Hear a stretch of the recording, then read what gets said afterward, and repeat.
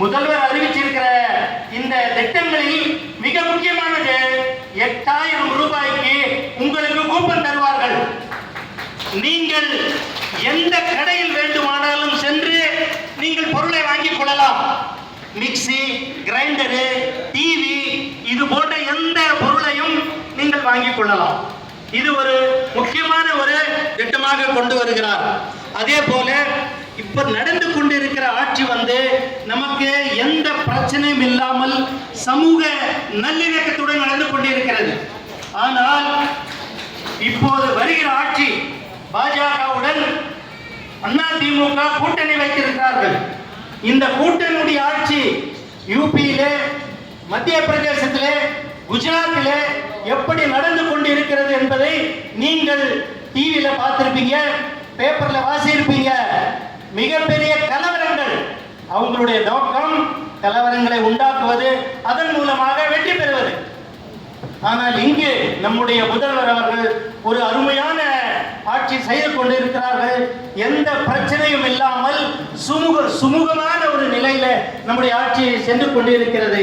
இதை கெடுக்க வேண்டும் என்பதற்காக எடப்பாடி அவர்கள் கூட்டணி சேர்ந்து கொண்டு பாட்டாளி மக்கள் கட்சியுடன் ஜாதி மத பிரச்சனையை தமிழகத்திற்குள் கொண்டு வருவதற்கான ஏற்பாடுகளை செய்து கொண்டிருக்கிறார்கள்.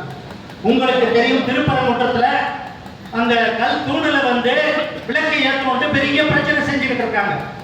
நம்முடைய அதாவது முஸ்லிம்களுக்கு இந்த விவரங்கள் அதிகமாக தெரியல. முதல்வர் நினைத்திருந்தால் அடுத்த செகண்டே நீங்க ஏற்றுங்கன்னு சொல்லியிருக்கலாம். ஆனா நமக்காக அவரு மிகப்பெரிய ஒரு பிரச்சனையை எதிர்கொண்டு இன்று வரை அந்த தூண்ல விளக்கேற்ற கூடாது, கோர்ட்டு வரை சென்று தடை உத்தரவு வாங்கி இருக்கிறார்கள். ஆனால் இன்று அதிமுக வேட்பாளர் செல்லப்பா, அவர் மாவட்ட செயலாளர், அவர் அறிவிக்கின்றார், நான் வந்தவுடன் அந்த தூண்ல விளக்கு ஏற்ற சொல்லுவேன். அவருடைய நோக்கம் கலவரங்களை உண்டாக்குவது, தமிழகத்தை மோசமான சூழ்நிலை கொண்டு வருவது என்பதுதான் அவருடைய நோக்கம். அதை நாம் முறியடிக்க வேண்டும் என்றால் அனைவரும் அதிகமாக உழைத்து நம்முடைய திராவிட முன்னேற்ற கழகத்தின் கூட்டணியில் இருக்கிற கூட்டணி கட்சிகள், நம்முடைய மனிதநேய மக்கள் கட்சி, இஸ்லாமிய அமைப்புகள், சுன்னத் ஜமாத்துகள் எல்லோரும் இணைந்து மிகப்பெரிய ஒரு உழைப்பு செய்தால் மட்டும்தான் வெற்றி அடைய முடியும். அதை நாம் நிறைவேற்றி ஆக வேண்டும். இருப்பது 10 நாட்கள். இன்னைக்கு தேதி 11, 21ஆம் தேதியோட இந்த பிரச்சாரங்கள் முடியுது. 23ஆம் தேதி தேர்தல். அதே மாதிரி பெண்களுக்கும் நம்முடைய சகோதரர்களுக்கும் நாம் சொல்வது என்னவென்றால், நீங்கள் ஒரு ஓட்டுக்காக நீங்க போகக்கூடாது. பக்கத்துல இருக்காங்க இல்லையா, அந்த குடும்பத்து பெண்களை நீங்க அழைச்சிக்கிட்டு போகணும். ஒரே ஒரு வாக்கு கூட நம்ம வேலை செய்யக்கூடாது. பக்கத்து வீட்டில் இருக்கிறவங்களுக்கும் அடுத்த வீட்டில் இருக்கிறவங்களுக்கும் நம்முடைய நிலைமையை எடுத்து சொல்லணும். ஏன்னா ஒரு சமூக சீர்கேடு.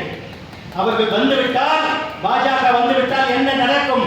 அதிமுகவுடைய ஆட்சி நடக்காது, அவருடைய ஆட்சி தான். அதுக்கு தான் நம்முடைய முதல்வர் சொல்கிறார், தமிழ்நாட்டுக்கும் டெல்லிக்கும் தான் இந்த போராட்டம்.